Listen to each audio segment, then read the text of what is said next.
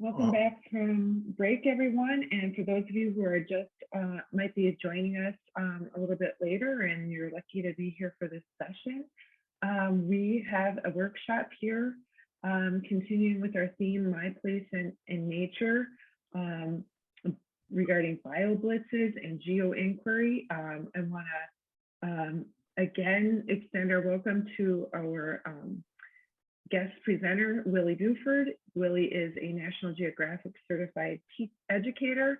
He is CEO and co-founder of Power for Living, LLC, site manager of Youth Quest.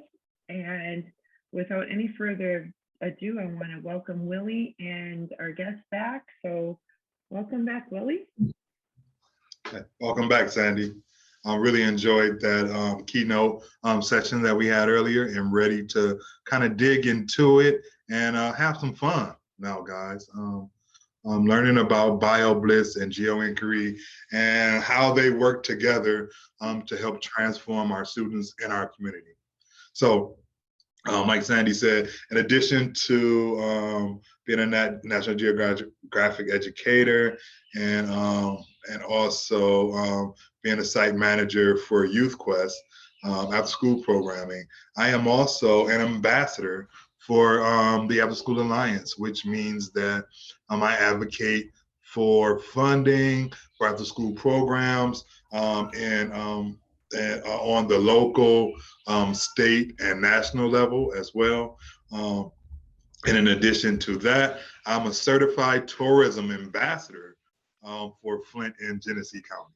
So let's start off with, let's get this presentation started. All right. Excellent. Thank you. Thank you guys for your patience. So we're going to talk a little bit today about the National Geographic Bioblitz program, how I've used it, and also give you guys some tools on how you can use it as well. So the Bioblitz starts with the explorer mindset. The explorer mindset is part of National Geographic's learning framework, where an explorer is curious and adventurous, observing and asking questions such as, what do I see? What do I notice? And what do I wonder? Okay, so let's start off with this exercise right here. I'm going to ask you guys to put into the chat what it is that you see. What do you see right now on this picture?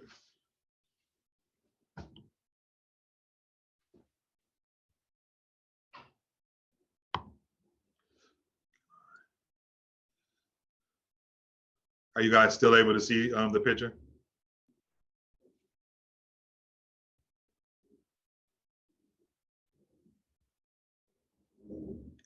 Because I can't. Okay, I am sharing my screen. Someone's, maybe a lizard, maybe it's a frog, support. I see a finger and a very small reptile. Yes, yes, yes. All right. Definitely a finger here. To give you context, this is a finger of one of my colleagues' young daughter. So this is a finger of a 12-year-old we're looking at right now. Now let's look a little closer. What are you guys seeing now? It has long toes and large eyes for its head, definitely. I noticed it has 5 fingers, toes, thin body, yes, definitely. Long black legs, black spots and gray skin. Eyes are on the side of the head, yes. Not a frog, 5 toes, big eyes, and pointy face. So not a frog, Missy is saying. All right, let's take a deeper look into what we have here. Now, what do you see?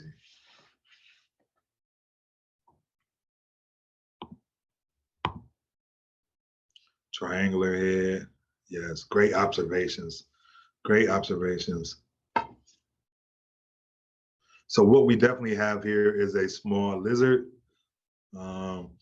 Could it be a gecko? It probably could. I'm sorry, I don't know what kind of lizard this is. Skin makes me think of a snake skin, definitely. Dark colors on the legs, darker colors on the legs than bodies. Great observations. All right, let's move to this right here. Now tell me, what do you see? Completely different picture now. What are we looking at?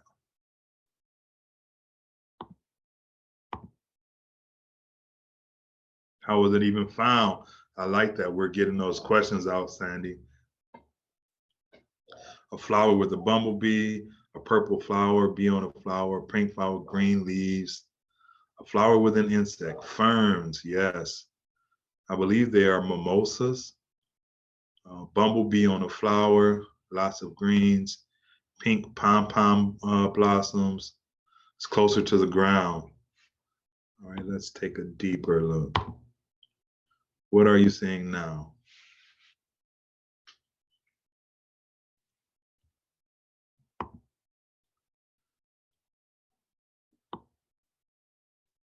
Finally, a flower blood, the black pattern on the bee. Yes, Connie, taking that deeper look.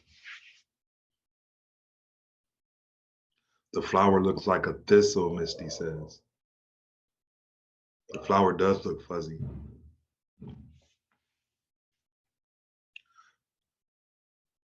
Black and yellow marking on the bumblebee, a bud, maybe gone to seed. Now we're making those inferences. I love that. Let's take a deeper look.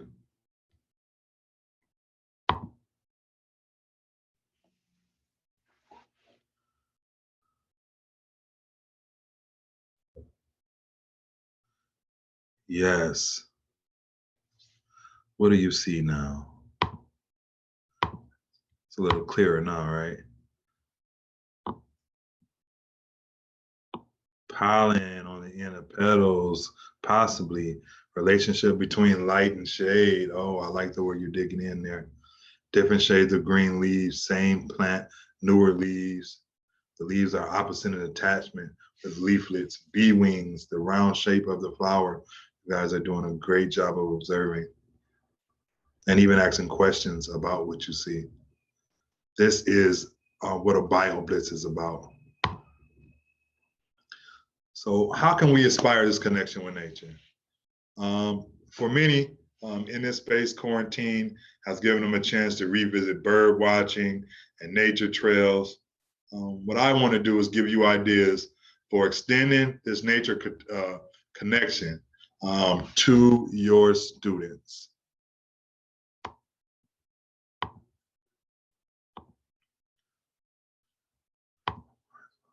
So I'm going to give you guys about 5 minutes right now to think about a time recently when you found a connection to something in nature.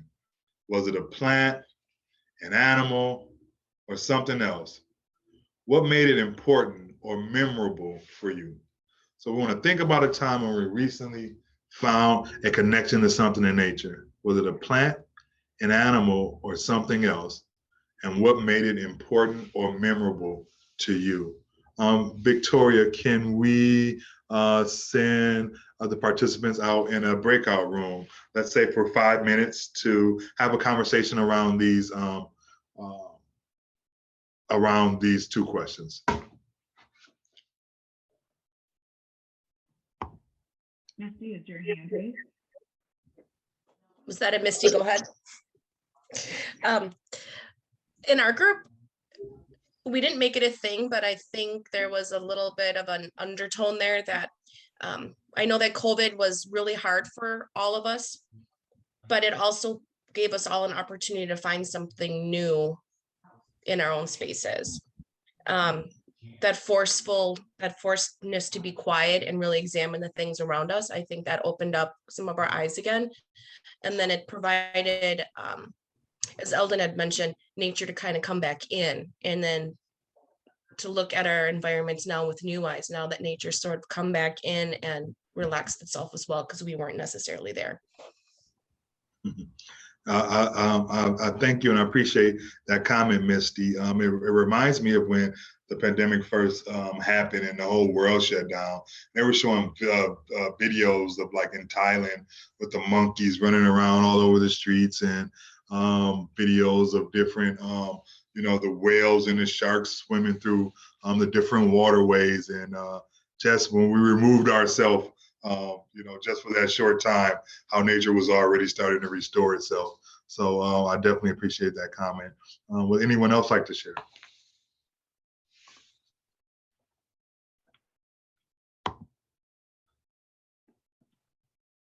We have a couple of comments in the chat where Kathy Ballman's group, they're talking about Dear Frolicking Bee Hotel success. That sounds interesting. Spider webs with morning dew, watching nature through a little nephew's eye. So seems like kind of like who you're with is also like a thread that's running through some of the stories. Yes. And thank you for sharing that, Kathy. Thank you all for sharing in those spaces. And it's really amazing how all of our unique stories kind of tie in together, our unique observations. So let's get back to the presentation. Alrighty. I'll pop it up here. And we are back. Okay, so what are we going to learn and what are we going to talk about today? Well, for one, we're going to, here we go.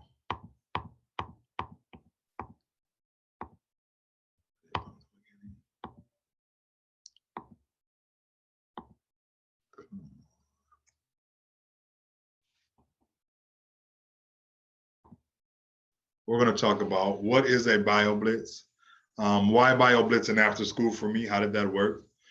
Ideas for creating a Bioblitz experience for your youth. Then we're going to look at some of the tools and technologies that can be used with a Bioblitz. So what is a Bioblitz? The word Bioblitz is a compound word. Bio meaning biodiversity, and blitz, I liken it to football, right? Blitz is when you go all out. You're going all in for. That's what it is. It's biodiversity. So looking at biodiversity and going all in it. It's a short study of life, the wild animals, plants, and more in a particular area. It's an opportunity more than anything, as it gives and lends an opportunity to connect with the nature around you. The components of a Bioblitz. So definitely there's exploring, observing, and wondering. We've done that in a few of those exercises that we have already done today with the pictures of the bee on the flower and also the pictures of the lizard. It also gives you an opportunity to count organisms, to collect data, and then all that changes over when you go into that Geo-Inquiry piece where you're communicating and storytelling.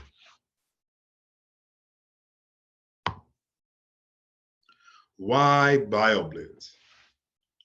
In a Bioblitz, your youth can practice collecting scientific data. For me, even with my summer scholar 8th graders, who I'll talk about here a little bit more just down the line. When like my students were afraid of math and science, like just saying those subjects sometimes can create some anxiety with students. So when you talk about the scientific method and collecting scientific data, this is definitely a way to do some embedded learning, right? So the students can be learning these things while having fun and hands-on and not kind of reading out of a book. So they're definitely practicing collecting scientific data. And it also brings that whole STEAM part into STEM, where you can connect art with science. We talked about it in the keynote where nature definitely gives you that self-care, right? So you can find relaxation outdoors as well with your youth. Just just going outside. If you're a traditional classroom teacher, just going outside right there on the playground, or in whatever area of land you have around you, the waterways and things of that nature. And it sparks curiosity about nature and the local environment in our students. So let me tell you about my experiences with Bioblitz that I have done here in Flint, Michigan. I talked about it a little earlier in the keynote speak, and I'm going to dig a little bit deeper into it. So I had an experience with 8th grade summer scholars. This was my first time. I've been in administration for the last 4 or 5 years. So this was my first time in a classroom with students in about 2 years, right? This happened in 2019. This was summer of 2019. So this was my first time in a classroom with students for about 2 years. And these were 8th grade students, so I didn't know them very well. I mean, I hadn't worked with 8th grade. I was usually in the elementary realm. So this is my first time working with older students. We didn't know each other, and I had 2 weeks. We had 2 weeks to do a Geo-Inquiry process. And so for me, in order for me to teach them how to dig into the Geo-Inquiry process and the scientific process and collecting data, I used the Bioblitz as a form of data collection, right? To show them how to collect data, and that, it can be fun. So we went out on a field trip to some different parks around the city. I know that Flint has a lot of hidden gems, a lot of different parks that our students just don't have a chance to get out and really explore. So we jumped on a bus and we hit like 3 or 4 parks this day. The first park we pulled into was actually, I just moved right around the corner from it, is what we call our forest park, right here in the middle of the city. And it's like right smack dab in the middle of the city.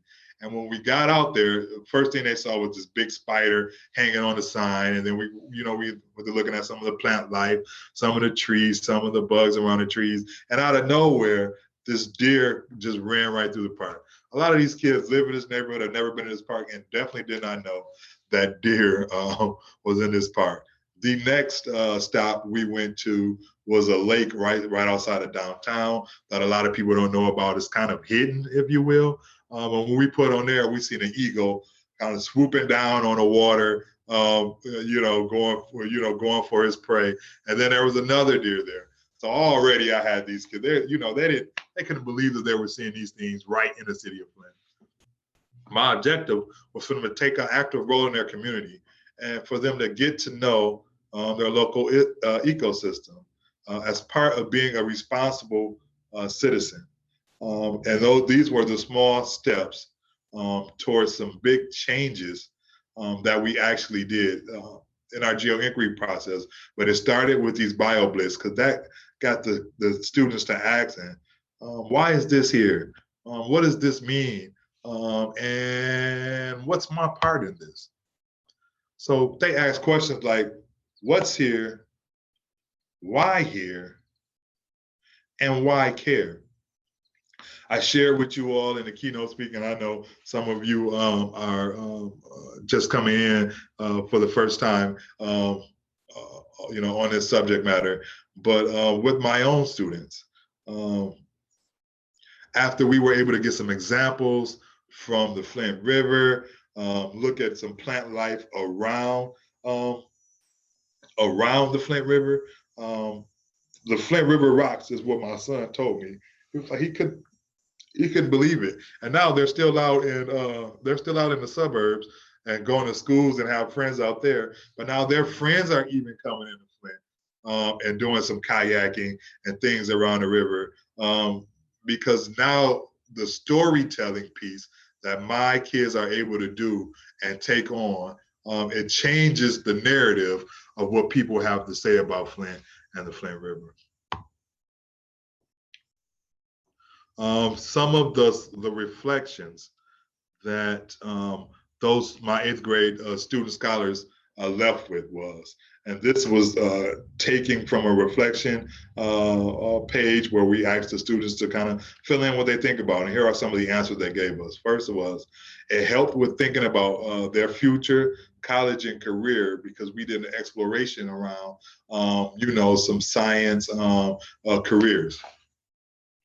They learned some research methods. Of course, Bioblitz is a research method, and it gained a new perspective, just like my actual children had.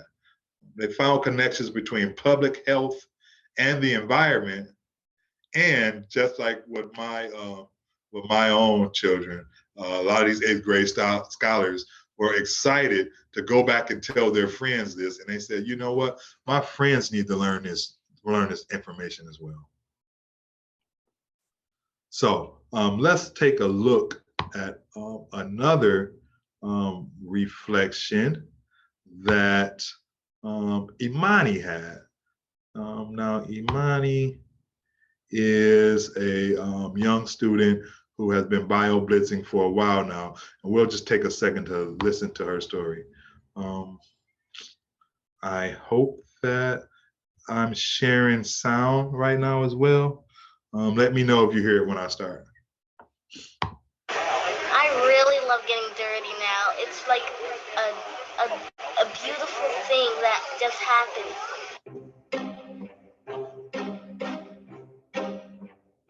Can everyone hear? My name is Imani Laporte and I am 7 years old.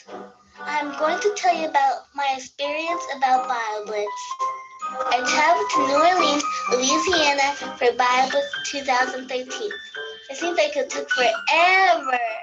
We went with the park ranger Stacy in the bayou at Jean Lafitte National Park to do an inventory. An inventory is when you go out with a scientist or a park ranger to discover animals you never seen before. I saw a snake, a tailor, and a newt. I let the newt crawl on my hand to my arms. When the newt went on my arm, it tickled. Just so ticklish. That's all I could say. I fell in the mud too. It was really gross. There's spiders and everything. Well, I first didn't like it, and then I loved it a lot. So it was very liberating going to the mud. My foot is stuck! Okay, ready? Just took a stick from the floor and kept on walking with it. Imani was very fearful of anything that flew or crawled. But now I'm not scared anymore. I discovered a worm I adopted named Holly. I now appreciate living things and beauty with them. Oh, bird! I met a lot of cool people from National Geographic and the National Park Service. I felt like an explorer, and I felt like I could touch anything. Bioblitz helps us to help animals around the world. I love Bioblitz. Now I told you about my Bioblitz. What's yours?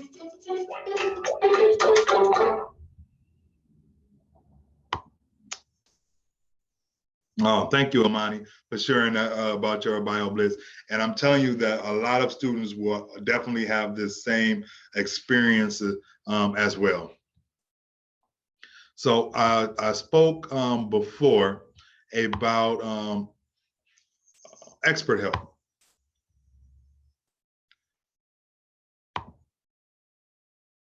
So when you're doing a Bioblitz, it is important to reach out to the experts in your area. For instance, we have the Four-Mar Nature Preserve and Arboretum, and I've definitely reached out to them.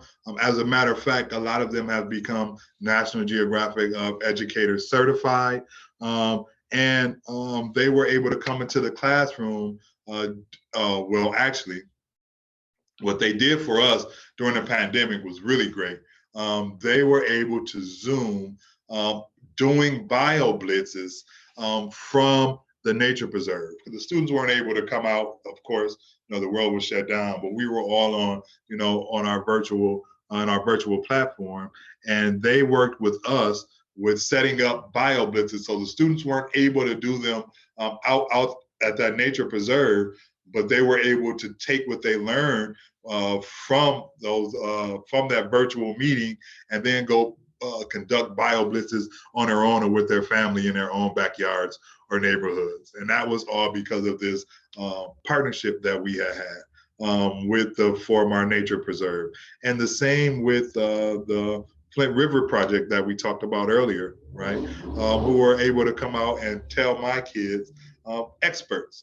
I talked about it where my kids didn't want to, they know the Flint pride that I have, but hearing from actual experts, from actual people in the field about what they're finding and having that information off the data that they've collected was very, very powerful. It kind of reflects back to that Amani story. So find through a university, arboretum, or nature center a master naturalist program for your students to connect with, and also for them to connect with your students. And I know this is Field Adventures, so a lot of you guys are in that platform already and have those connections. Another piece of a bio-blitz is adopting a spot. So you want to find a spot while outside, or even looking through a window, like we said, to sit and observe for 5 to 10 minutes. For younger kids, you can have them find a smaller space. Buy a tree to see and touch, or a rock routing log to pick up and look under. Just have them exploring different areas in this spot that you guys are going to adopt.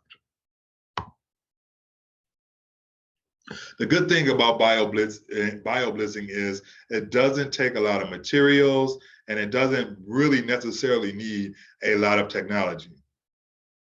You can provide a handout or help everyone even create their own handout to prompt sketches and notes. First, have them stand and observe quietly, then have them sit and observe quietly. One of the things that we did while we were doing bio-blitzes for the summer symposium with National Geographic is just go out and close your eyes and observe with your ears. Right? That's another way to do it. By what do you hear as well? Look up, look down, look all around. What do you see? Count the plants, count the animals. Count the fungi. Use words and pictures to show observations as well. There was a question that was asked in the keynote, how do you engage students? And this is a good way as well. Let the students use their own words and pictures, especially some of those younger students, to show their observations. And then it goes to that storytelling piece, right? Talk about what everyone observed. Let's make a list together. And that list can describe the biodiversity in your spots and in your community. And this, in a sense, is taking that data that you had and putting it into a story to be able to share with people about, what's in your community. What is the biodiversity in your community? So let's stop here. And I have another video that I'd like to show you guys.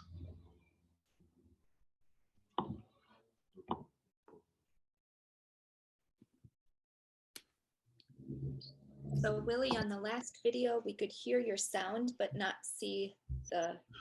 Oh, okay. Thank you. Thank you for sharing that with me before I go right back into this. So I'll bring up the video now, and then I'll share so that way we can go right to the video.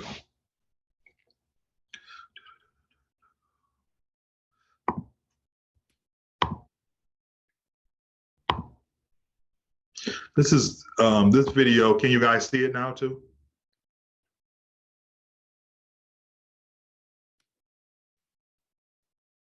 Yes. Thumbs up. Can we see it? All right. Thank you. So this is kind of just kind of reiterating some of the things I said about the Bioblitz. Today, I'm going to tell you about how you can set up an awesome get outside, explore your world, citizen science adventure for your community. It's called Bioblitz. bio, as in biology, the study of living organisms, and blitz, which is a sudden, energetic, and focused endeavor. You can think of it as a flash mob, but for counting species. Got it? Okay, well, let's get started. A bioblitz can be organized into 3 components: getting ready, the main event, and sharing your results. A bioblitz can be big or small, short or long, but they all have some things in common. To get ready for your bioblitz, you'll need the following: a location. This can be a park, a schoolyard, even a car parking lot will yield a surprising amount of biodiversity. People. A bioblitz is a great way to bring together members of your community. Families, educators, park rangers, university students, and kids. Everyone has a role to play at bioblitz. Methods. To make the most of your bioblitz, use the tricks of the trade. When conducting a species inventory, scientists use methods like seining, netting, plotting, and transects. Tools. Finally, you'll need some gear, depending on what methods you choose to use. You'll also need reference materials to help identify what you find. You can learn about a lot of different methods and gear on our website at natgeoed.org/bioblitz. Are all your preparation boxes checked? Great! Let's bioblitz. There are 3 key steps in a bioblitz species inventory: observe, record, identify. Observing is not as easy as it sounds. You have to look under rocks, in water, up trees, under leaves, everywhere. Be prepared to get some dirt under your fingernails. Take time to slow down and really put yourself in the world of the plants and animals that you're observing. Then, record. This is super important. All organisms you observe need to be documented in detail so you can create an accurate scientific reference. So take photos, draw pictures, record your exact location, and use your methods to fine-tune your observations. Finally, it's time to identify your organisms. Use guidebooks, apps, experts, and the internet to figure out what you found.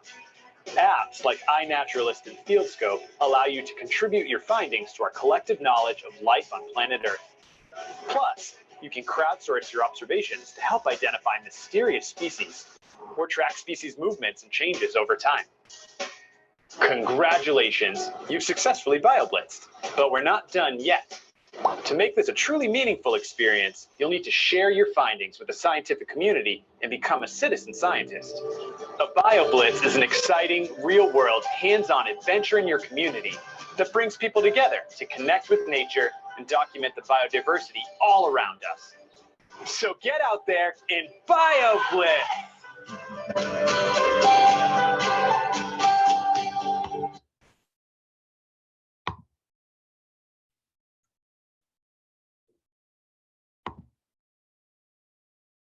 Okay. Slideshow. Are we back at the, can everyone see the slideshow again? I need to get back so I can see you guys. Thumbs up. Need to stop share and then reshare. Okay, I'll do that. Then let me reshare. It's always fun navigating through the share screen and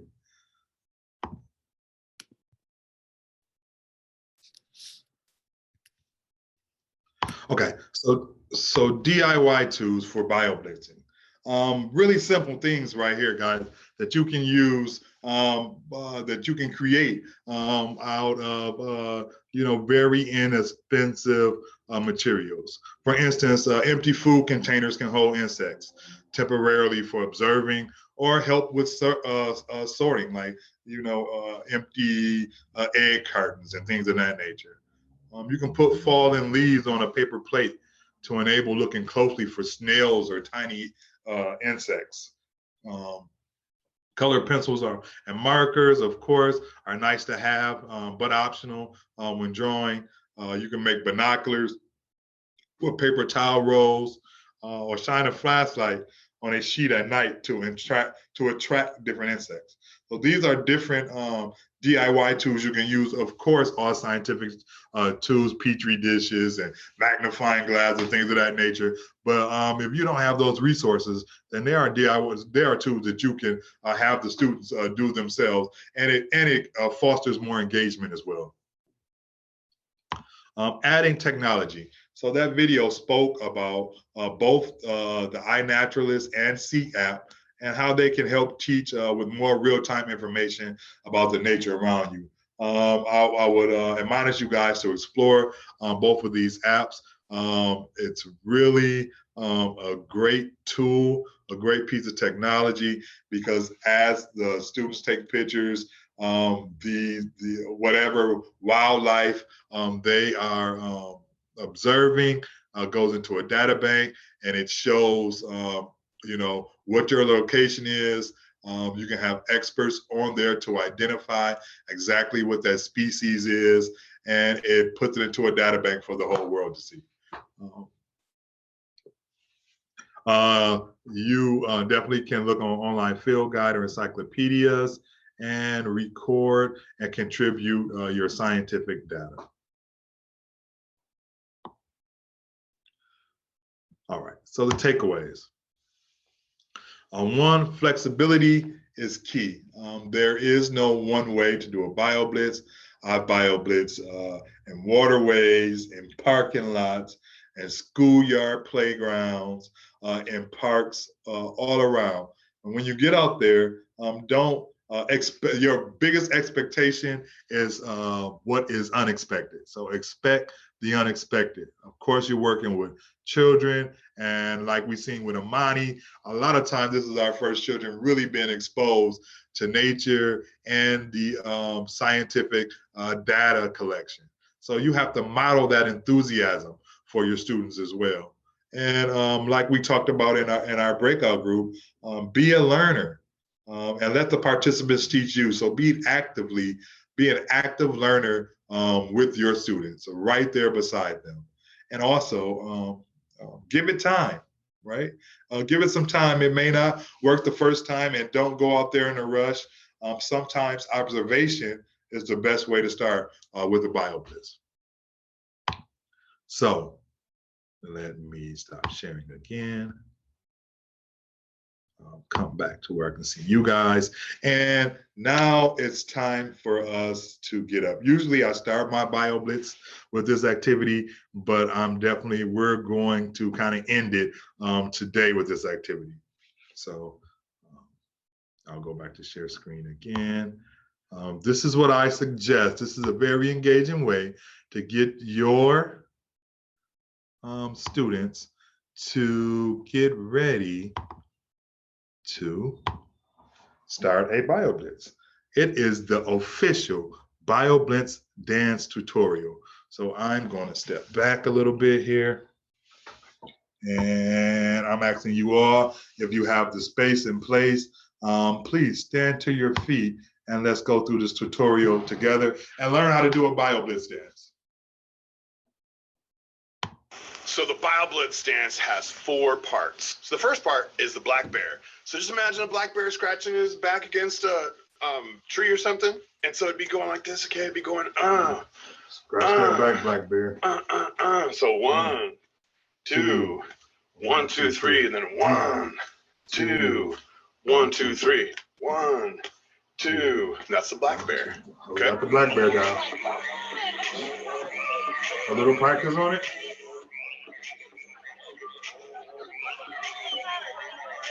The second part of the BioBlitz dance is called the turkey vulture. I love turkey vultures. The main character of my book, Totem Magic Going Mad, is the magical protector of turkey vultures. So you do the turkey vulture, you spread your wings like you're gonna soar. Spread your wings. And you're hopping, you're 1, 2, and you're hopping 1, 2. You're turning 1, 2. Okay, that's the turkey vulture. All right, practice. Turkey vulture.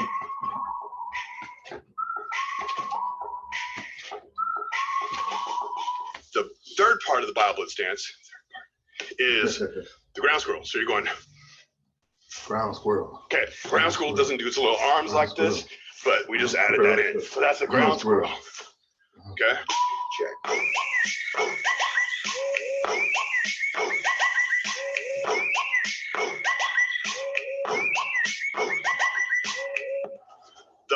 last move is a freestyle.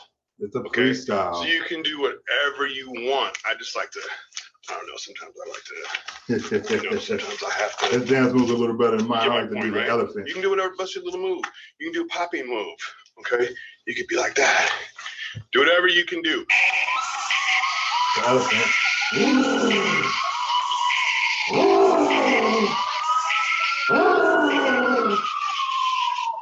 There's no good or bad dancing when it comes to the Bioblitz dance.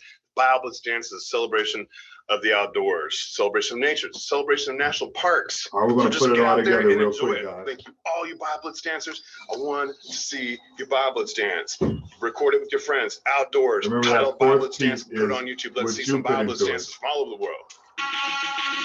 All right, from the beginning, the black bear first, back to back.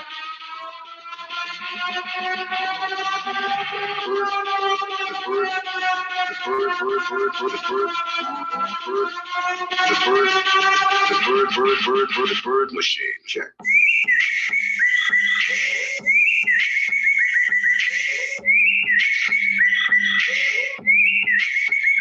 Turkey vulture. Turkey vulture, spread those wings. Turkey vulture. All right, ready for the ground squirrel?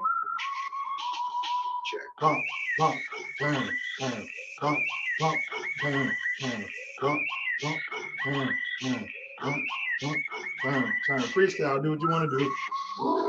Elephant for me.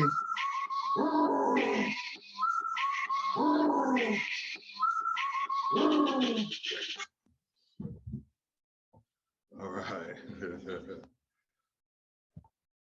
Back to you guys.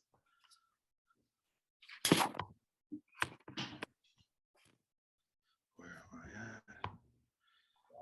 Oh, that was a lot of fun, right? Let me stop sharing. Like I say, I usually start that off. It's really good. It's really a good way to break down those walls with your students to get them activated and also get them interested into going into the Bioblitz. And this is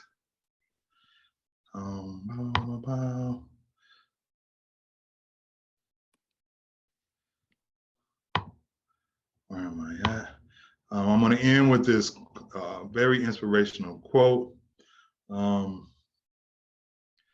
Helen McDonald. Let me get back to it. There we go. Share. Slideshow. From current slide. Okay. The deepest possible importance of our present day historical moment is finding ways to recognize and love difference. The attempt to see through eyes that are not your own, to understand that your way of looking at the world is not the only one, to think what it might mean to love those who are not like you, and to rejoice in the complexity of things. All of these things and more, guys, can be discovered with your students by understanding, trust, and respect, and also digging into a good Bioblitz. Thank you for your time here today, and I am officially now opening it up for any questions, ideas, or discussion points that you guys would like to have.